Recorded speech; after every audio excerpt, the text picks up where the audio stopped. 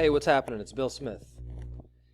Big news, man. There's lots of big things have happened in the last 24, 48 hours, and I'm going to go over some headlines and talk about how this stuff all fits in. This looks like a mounting pressure play. So, I'm sure you heard by now, InfoWars Alex Jones has been deplatformed. Deplatformed.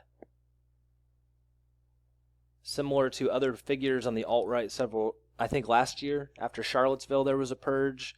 Then there was a purge in February, right? I got caught up in that one. I got 2 strikes in 2 days for covering the Parkland school shooting. I even accepted the mainstream media's narrative. I just covered, what they covered, and I still got strikes. So there are some things you can't talk about. I think Alex Jones talked about some of those things. I've shown you the 4 syllables that you can't say out loud. If you put the 4 syllables together, they make words. You can't talk about those words. So he left some content up. I think that's kind of what got him in the end. This is going to be a lazy video for me. So I want to tell you what I think. I've digested a huge amount of information in the last little bit. So there's this guy named Paul Serrano. And I think he runs a backup channel called Pockets of the Future, or maybe it's the other way around. But he covers all this stuff in little micro bursts, little 4 or 5 minute videos, little tiny subject matters. So I actually gave him a hard time when I started my video, because when you get started, you're not very mature about how you approach views. There is a great deal of value in the press and the mainstream media, editors, news writers, people like that, because they know how to vet information. They also know how to you want to be ahead of the story just slightly, but also have the correct information. And that's nearly impossible in an internet age.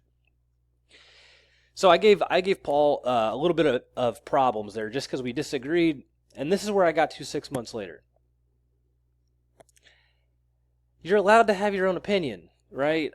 And you're allowed to talk about it. And talking about this stuff, multiple opinions is what creates diversity. That's the whole point of why we're trying to, they told us to build a multicultural society was so that we could have diversity. And it started out as diversity of ideas. Look, these people have recipes for this new chicken dish, right? Tacos come from Mexico, on and on and on.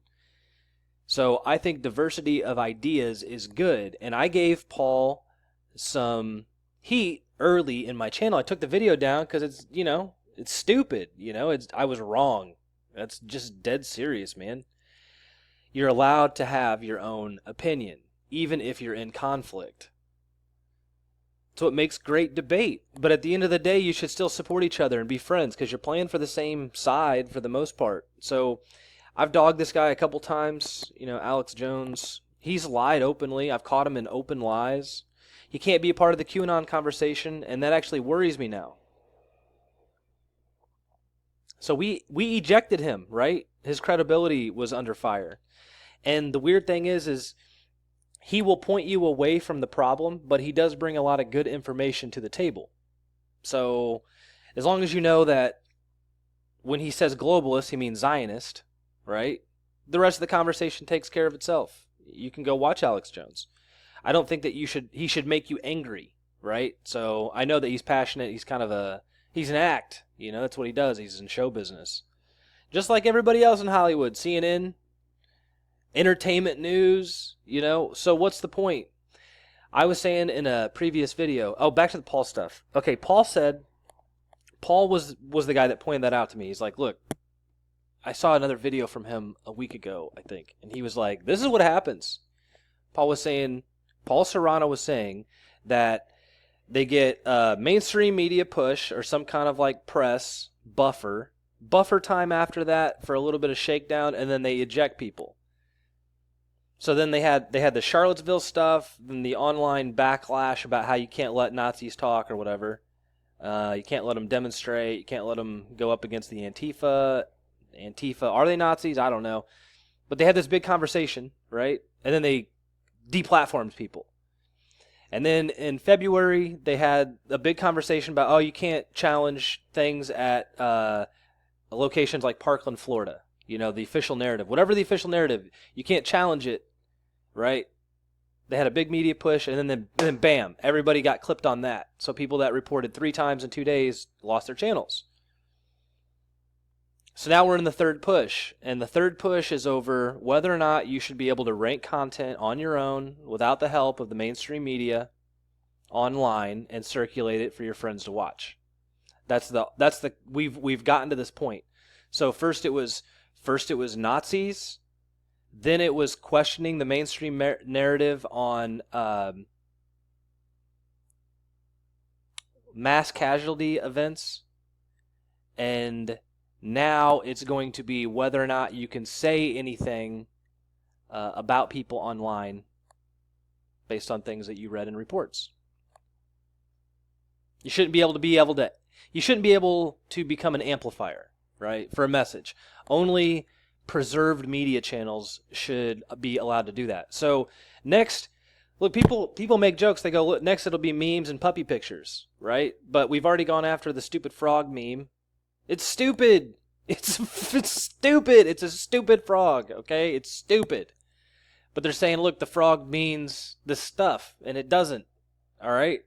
So this is funny. You remember how I read this? This guy from this site called the Daily Stormer, he got deplatformed after Charlottesville. He was the first one to get fully yanked offline, right? I read about his case. He's on Wikipedia if you want to check him out. But he endorsed Papa John's as the official pizza of the alt-right. And I thought that was funny. You know, I couldn't believe it that he would do. I mean, so he was just involving people. And then, lo and behold, a year later, the dude who was the CEO, the founder of Papa John's, is no longer in charge of his company. They totally ejected and kicked him out. I don't know if you missed that. But Papa John's no longer runs Papa John's. So it's like anything that I guess people online or truth or whatever you want to call it, anything they touch, right, is going to go away. So when is the end? I think that we put Alex Jones out in the front lines and we let him take all the bullets, you know? We let him take the heat. He's ground zero. When they kick him off, okay, think about it. If he's CIA backed, even if you think that, right? And I think, man, there's got to be something going on with him. But even if that's true, what's the play for Alex Jones? He's totally screwed, you know? They have their own channel, but they're not. I don't know if they're nationally syndicated on radio anymore. If anybody even watched that, it's all podcasts and YouTube, Facebook, Twitter. So if he's not on there, you know what's going on. If we lose Alex Jones, this is it. You know, I won't be around much longer. They pulled my channel for 12 hours, 14 hours. I only had one strike, and they just totally shut me down for reposting a video that they had on YouTube already that had received 1 million views. Had been up for 6 years. All I did was repost the video. And I was shut down immediately with one strike. So if he goes, we all go. All right? And it's a complicated situation. I'm going to show you some more stuff. Remember how they were like, oh my God, we're going to get Trump's lawyer. Oh, the Trump tapes. The FBI raided Cohen. We played the Trump tapes on CNN. He's guilty. He was paying off a Playboy playmate, one of the most beautiful women in the world. He was paying her off. Former Trump lawyer Michael Cohen under investigation for tax fraud. As legal pressures mount, Cohen's bank loans are also under scrutiny by prosecutors. This is on the Hollywood Reporter. Okay, Jeff Katzenberg's $1 billion bet on short-form video comes into focus. This guy was the CEO of Walt Disney, right? And he paid $20 million to buy the Young Turks. So the Young Turks now is owned by the ex-CEO of Walt Disney, Jeffrey Katzenberg. And he got together with Meg Whitman, who basically ruined HP, dropped their stock price like a rock, right? Name a woman CEO who hasn't ruined the company. I'll wait for you, okay? Yahoo, same thing. Name a woman CEO at a company who has made it better, not worse. That's Meg Whitman. I'm not being sexist. I'm just saying find me an example and then tell me who that person is because I cannot find one.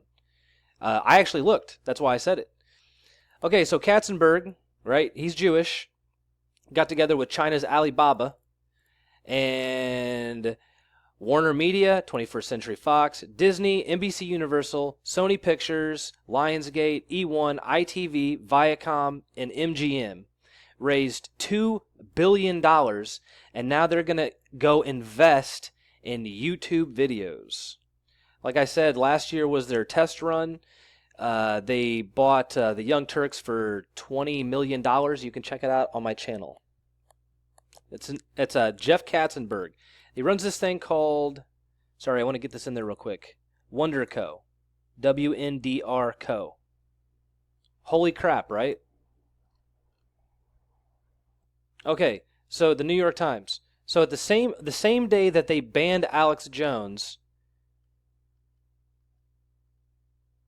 lawyers for a group of researchers and journalists asked Mark Zuckerberg to alter the agreement that people must adhere to use the site. They want Facebook to create a news gathering exception to its bans on creating inauthentic accounts and only using automated tools that scrape public data about users for large-scale data analysis. Are you kidding me?